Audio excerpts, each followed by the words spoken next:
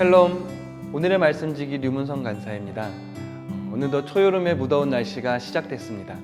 더운 날씨 속에서도 건강하기 위해서는 물도 많이 마시고 잘 먹고 잘 자는 올바른 건강관리 습관이 필요하겠죠? 마찬가지로 우리의 영혼의 건강을 위해 오늘도 말씀의 양식을 골고루 섭취하는 여러분이 되시기를 바랍니다.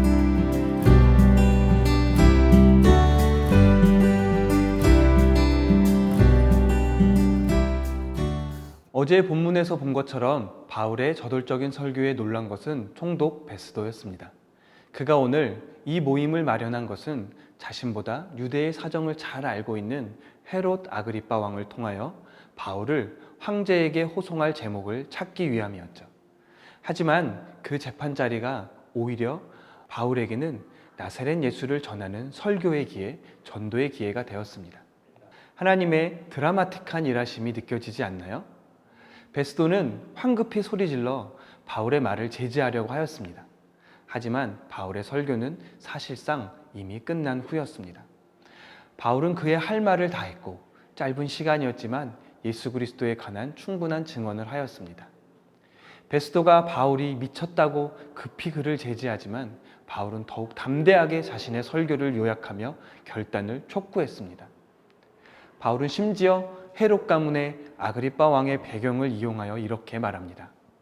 아그리빠 왕이여, 선지자를 믿으시나이까? 믿으시는 줄 내가 압니다. 여기서 만약 한마디를 덧붙였더라면 이런 말이 바울의 입에서 튀어나오지 않았을까요? 아그리빠 왕이여, 그렇다면 나사렛 예수를 믿으십시오. 그는 부활하여 하늘에 오르신 우리의 주님이십니다. 바울은 하나님께서 마련해 주신 기회를 복음을 전하는 절호의 기회로 이용했습니다. 폭력과 권력이 세상을 호령하던 시대에 생사를 주관하는 권력을 가지고 있었던 총독과 왕을 향해 바울이 이렇게 복음을 전할 수 있었다는 것, 그리고 그렇게 할 수 있는 용기를 하나님께 주셨다는 것이 이 사건에서 무엇보다 돋보이는 장면이 아닐까 싶은데요. 아그리빠 왕은 바울의 설교를 적은 말로 나를 권하여 그리스도인이 되게 하려는 것, 즉 전도 행위로 이해했습니다. 이처럼 바울과 베스도 그리고 아그리빠 왕 사이에 언젠가 같은 질문과 진술이 오가는 이 긴장감 넘치는 상황 속에서 오직 바울만이 속으로 회심의 미소를 짓고 있지 않았을까 싶습니다. 그는 아그리빠 왕에게 자신이 그리스도인임을 인정하며 그 자리에 있던 모든 사람이 자신과 같은 그리스도인이 되기를 원한다고 말했습니다. 그것이 바로 바울의 소원이었습니다. 죄수가 되어서도 자신의 안전과 자유를 돌아보지 않고 담대하게 복음을 말할 수 있었던 원천이 바로 그것이었습니다. 그 소원에 있어서 베스도, 아그리빠, 버니게 그리고 천부장 등 그곳에 참석해 있던 모든 사람이 이해가 될 수 없었습니다. 결박당한 전도자를 통해 하나님의 복음이 폭력으로 무장한 사람들에게 아주 힘있게 전파되었던 역사의 한 장면을 우리는 보고 있는 것입니다. 이제 청문회 형식의 재판은 끝이 났습니다. 베스도는 아마도 그가 원하던 호송의 이유를 찾지 못했을 것입니다. 그러나 그는 바울이 왜 잡혀 있는지 알게 되었습니다. 그 자리에 참석했던 모든 사람이 바울의 무죄를 확신했습니다. 사형이 아니라 결박을 당한 이유도 없음을 알았습니다.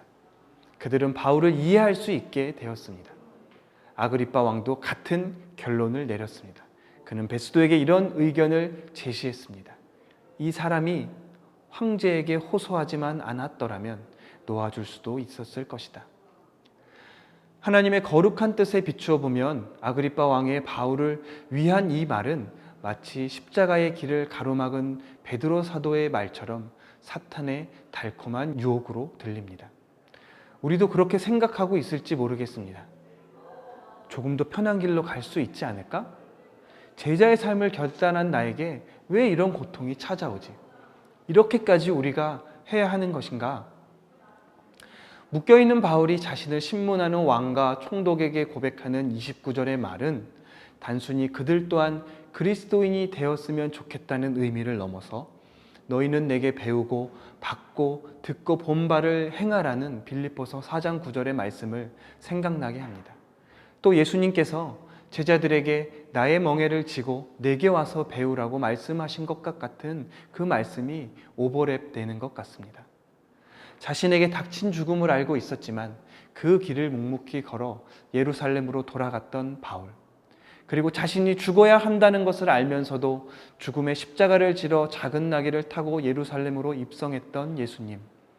이 모습이 우리가 배워야 할 그리스도의 제자된 모습일 것입니다.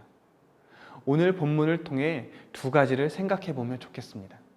첫째는 29절의 바울의 고백처럼 나에게는 다른 사람들에게 자신 있게 전할 수 있는 이 복음에 대한 확신이 있는가?